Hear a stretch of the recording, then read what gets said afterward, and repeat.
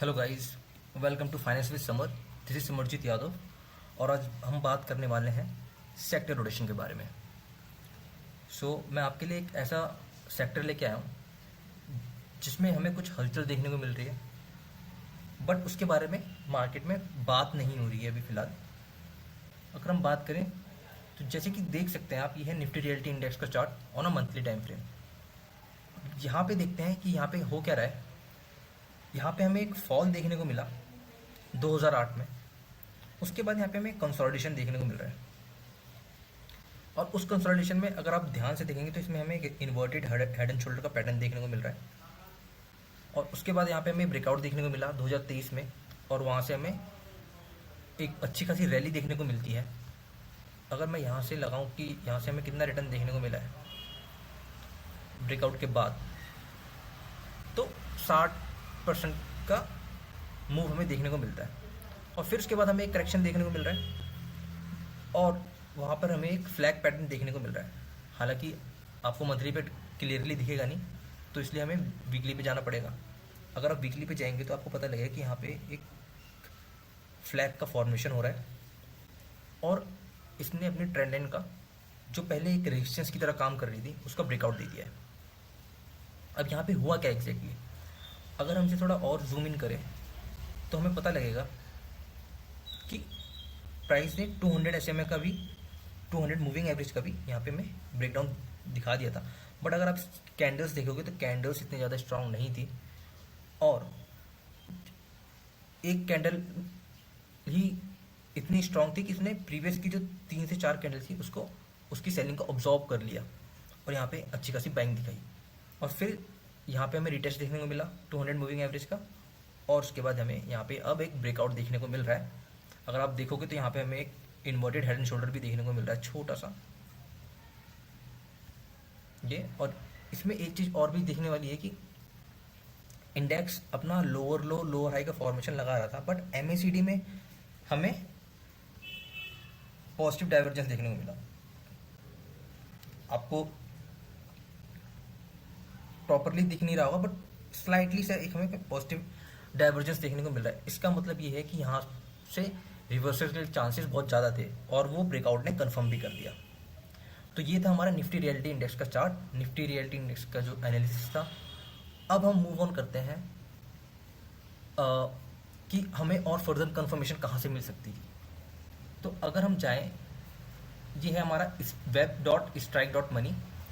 यहाँ पे आप देख सकते हैं कि रिलेटिव रोटेशन ग्राफ शो कर रहा है कि कौन से सेक्टर्स हैं जो इम्प्रूविंग है, कौन से हैं जो लीडिंग है, कौन सी लैगिंग है, और कौन सी जो है वीकनिंग है।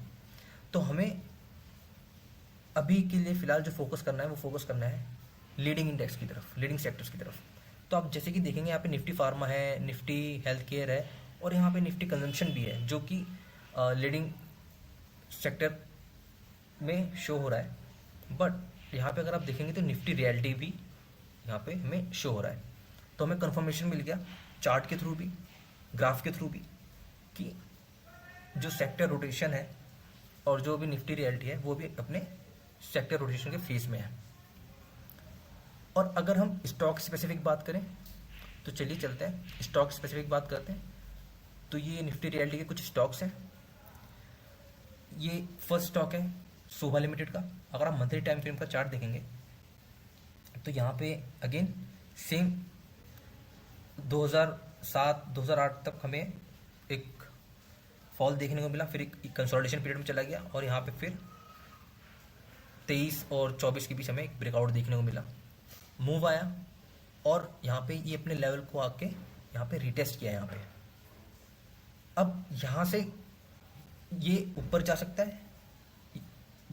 खैर, इट्स ऑल अबाउट प्रोबेबिलिटीज। तो हम किसी भी चीज़ को 100% श्योरिटी के साथ नहीं बोल सकते, बट अगर आप एनालाइज करेंगे इसे तो यहाँ पे आपको वॉल्यूम अक्यूमुलेशन देखने को मिलेगा।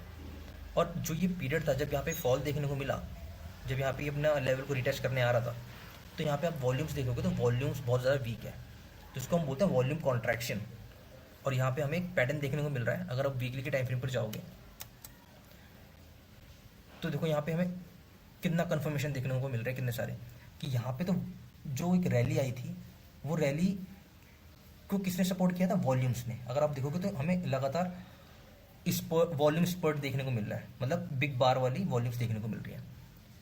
उसके बाद एक फॉल आया, बट आप देखोगे कि जो फॉल आया है यहाँ पे, वहाँ पे कोई हमें वॉल्यूम्स देखने को नहीं मिला, वॉल्यूम ड्राई है। और यहाँ पे भी अगर वॉल्यूम हमें ड्राई देखने को मिल रहा है। सो अब क्या है, और यहाँ पे अगर आप देखोगे तो 200 मूविंग एवरेज का यहाँ पर सपोर्ट है, उसके साथ साथ एक हॉरिजॉन्टल सपोर्ट का भी यहाँ पे हमें कंफर्मेशन देखने को मिल रहा है। तो इसको हम बोलते हैं पॉइंट ऑफ कन्फ्लुएंस, मतलब जहाँ पे हमें एक से ज़्यादा कंफर्मेशन देखने को मिल जाता है टेक्निकल एनालिसिस के बेसिस पे, तो उसको हम बोलते हैं पॉइंट ऑफ कन्फ्लुएंस। अब यहाँ पे देखने वाली बात ये रहेगी कि यहाँ पे आने वाले कुछ हफ्तों में हमें एक ब्रेकआउट कैंडल सेटल होती हुई देखने को मिलती है कि नहीं। और मेरे को ऐसा लग रहा है कि अगर ये वीक एक हैमर कैंडल के बेसिस पे एंड होता है तो हमें नेक्स्ट वीक में एक बुलिश कैंडल देखने को मिल सकती है।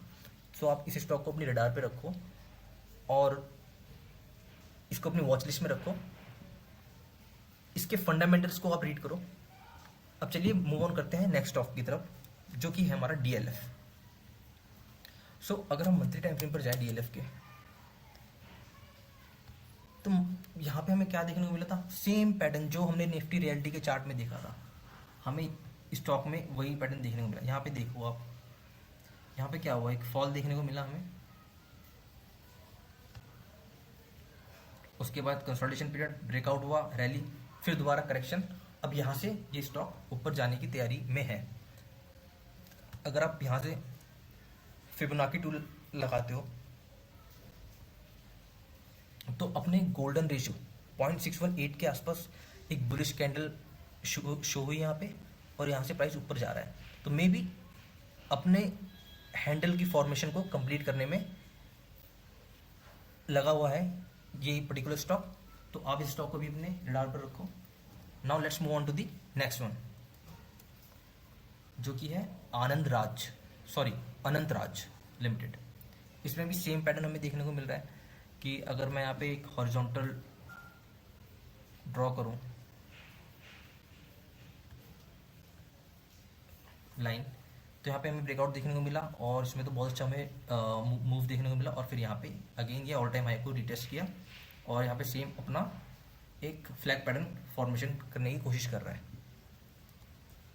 ये है ओबराय रियल्टी का चार्ट। इसको हम वीकली पे देखेंगे तो हमें बहुत अच्छे से दिखेगा कि यहाँ पे लगातार एक फ्लैग पैटर्न फॉर्मेशन हो रहा था, और यहाँ पे हमें ब्रेकआउट देखने को मिल गया है। सो अगर यहाँ पे हमें रिटेस्ट देखने को मिलता है और कोई बुलिश कैंडल देखने को मिलती है, तो यहाँ पे भी हमें एक अच्छा मूव देखने को मिल सकता है ओबराय रियल्टी में। अभी प्रेस्टीज स्टेट का चार्ट भी अपने कंसोलिडेशन जोन में है, तो यहाँ पे हमें एक टाइट रेंज में कंसोलिडेशन देखने को मिलता है, उसके बाद ब्रेकआउट देखने को मिलता है, तो ये भी एक अच्छा मूव देख सकता है। अब अगर फिनिक्स मिल्स का चार्ट देखोगे तो यहाँ पे हमें ब्रेकआउट देखने को मिल गया है। हालांकि इसमें ये फेक ब्रेकआउट हो सकता है, उसका रीज़न मैं बता देता हूँ। क्योंकि जो हमें ब्रेकआउट से पहले का जो मूव मिला है ना, वो काफ़ी पहले से आता हुआ देखने को मिला है। तो मे बी इसमें हमें क्या देखने को मिल सकता है कि ये प्राइस थोड़ा नीचे आए और यहाँ से फिर ये ऊपर जाए। सो आप स्टॉक को अपनी रडार पर रखो। सो गाइस, ये सारे स्टॉक्स थे जिनको हमने अभी एनालाइज किया, उसका एनालिसिस समझा कि टेक्निकली क्या हो रहा है स्टॉक्स में। अगर हम फंडामेंटल्स की बात करें, अगर हम न्यूज़ की बात करें, तो ऑफिस लीजिंग की डिमांड है वो कंटिन्यूसली इंक्रीज हो रही है, और 9 सिटीज़ में डिमांड ने रिकॉर्ड को टच कर दिया है। उसका इम्पैक्ट क्या होगा सेक्टर पे? ऑब्वियसली बात है, अगर डिमांड ज़्यादा है तो रेंटल इनकम ज़्यादा होगी, ठीक है, और कैश फ्लो बेटर होगा डेवलपर्स का। सेकंड पे अगर हम आए तो देखेंगे जीसीसी एक्सपेंशन कंटिन्यूस, मतलब ग्लोबल कैपेबिलिटी सेंटर्स, जो एमएनसीज होती हैं, जो दूसरी कंट्री से ऑपरेट करती हैं, उनको फॉरेन कंट्री में अपने ऑफिस चाहिए होते हैं वहाँ पे बिजनेस को रन करने के लिए। तो वो ऑफिस क्या करेंगे, वो लीज पे लेंगे अपने डिफरेंट डिपार्टमेंट्स के लिए, जैसे कि एचआर हो गया, फाइनेंस हो गया, सेल्स हो गया और आईटी हो गया, तो ताकि अपने वो जो ऑपरेशन है उसको लॉन्ग टर्म तक चला सके। तो इससे क्या होगा, एक तो एक लॉन्ग टर्म पर्सपेक्टिव हो जाता है, ठीक है, कि हाँ ये बिजनेस लॉन्ग टर्म तक चलेगा। और जो डेवलपर्स होते हैं उनका जो कमर्शियल पोर्टफोलियोज है ना वो बेटर हो जाते हैं। ठीक है, अब बात करते हैं फ्लेक्सिबल वर्क स्पेस बूम की। तो आजकल ऑफिस में आप देख रहे होंगे कि जो ये फ्लेक्सिबल ऑफिस है कि आपके लिए ओपन ऑफिस भी है, और जहाँ पे कलेक्टिवली आप बहुत सारे एम्प्लॉयज़ वर्क कर सकते हैं। ये सिर्फ एक डेस्क ही नहीं होता कि आपको डेस्क पे काम करना है, तो उसकी डिमांड बहुत ज़्यादा इंक्रीज़ हो रही है। तो इससे क्या होगा, एक्यूपेंसी रेट्स इंक्रीज़ होंगे, रेंटल डिमांड कमर्शियल प्रॉपर्टीज़ की वैसे भी इंक्रीज़ होगी, और हाउसिंग डिमांड बहुत ज़्यादा इंक्रीज़ होती है। लोग प्रीमियम और लग्जरी हाउसिंग की डिमांड कर रहे हैं। ठीक है, तो ये क्या, जो डेवलपर्स हैं उनको ये चीज़ एनकरेज करती है नए प्रोजेक्ट्स को लॉन्च करने में। इससे क्या होगा, सेल्स बेटर होगी, रियलाइजेशन ज़्यादा होगा, और जब हायर रियलाइजेशन होगा तो प्रॉफिटेबिलिटी भी ज़्यादा होगी। और डेवलपर्स एग्रेसिवली लैंड को बाय कर रहे हैं। अभी जैसे कि हम देख सकते हैं कि M3M ने हेविली इन्वेस्ट किया है लैंड एक्विजिशन में, 2500 करोड़ का अनाउंसमेंट किया है उन्होंने। तो ये दिखाता है मैनेजमेंट का कॉन्फिडेंस कि हाउसिंग डिमांड में या हाउसिंग सेक्टर में उनका जो लॉन्ग टर्म पर्सपेक्टिव है डिमांड को लेके और रेवेन्यू ग्रोथ को लेके वो बहुत पॉजिटिव है। और इंफ्रास्ट्रक्चर पुश भी मिल रहा है, गवर्नमेंट लगातार प्रोजेक्ट्स में इन्वेस्ट कर रही है, एक्सप्रेसवेज में इन्वेस्ट कर रही है, मेट्रो प्रोजेक्ट्स में, एयरपोर्ट्स हो गए, आपके इंडस्ट्रियल कॉरिडोर्स हो गए। ये क्या, ये कनेक्टिविटी को इम्प्रूव करता है, जिससे लैंड की वैल्यू बढ़ जाती है। ठीक है, और रेजिडेंशियल डिमांड भी इंक्रीज हो जाती है। जो ऑर्गेनाइज डेवलपर्स हैं वो मार्केट शेयर को गेन कर रहे हैं। ठीक है, जैसे कि DLF हो गया, Godrej properties, Lodha, Prestige estates. So ये मार्केट शेयर को गेन कर रहे हैं। और जो अनऑर्गेनाइज प्लेयर्स हैं, ठीक है, उनका मार्केट श्रिंक हो रहा है, कंसोलिडेट हो रहा है। सो गाइज, आई होप आप सभी को मेरा एनालिसिस अच्छा लगा होगा। अगर आपको अच्छा लगा हो और मेरा एनालिसिस जो कि बेस था टेक्निकल पे, फंडामेंटल्स पे, सेक्टर एनालिसिस पे, तो आप मुझे प्लीज़ फॉलो करो, सब्सक्राइब करो, और मैं आपके लिए ऐसे ही एजुकेशनल वीडियोस लाता रहूँगा। मैं कोई सेबी रजिस्टर्ड एनालिस्ट नहीं हूँ। सो जो भी इस वीडियो में मैंने बोला या बताया वो एजुकेशनल पर्पज़ के लिए था।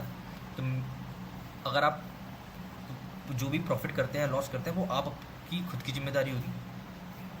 और आप किसी भी इन्वेस्टमेंट में पैसा लगाने से पहले आप अपने फाइनेंशियल एडवाइज़र से ज़रूर कंसल्ट करें। और thank you so much guys, मिलते हैं नेक्स्ट वीडियो में, बाय।